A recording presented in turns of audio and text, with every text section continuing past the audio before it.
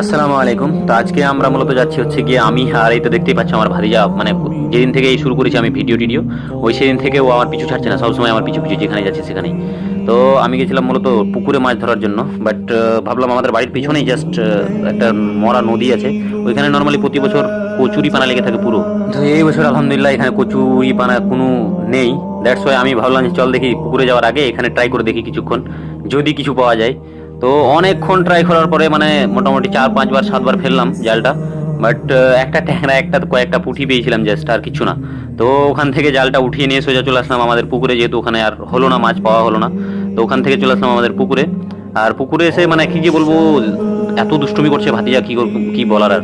তো ওর সাথে সাথে মাছ ধরতে ধরতে পুকুরে মোটামুটি 3-4 বার ফেললাম, ফেলে মাছ মোটামুটি নিয়ে গোসল টোসল করে নিয়ে আবার নামাজ পড়তে বেরোচ্ছি। তো ও আমার পিছু পিছু সব সময়, মানে পুরো দিন ফজর বাদ দিয়ে পুরোটা প্রত্যেকটা ওয়াক্তে আমার সাথে সাথে যাবে। যাই হোক, আপনারা ভালো থাকবেন। আসসালামু আলাইকুম ওয়া রাহমাতুল্লাহ।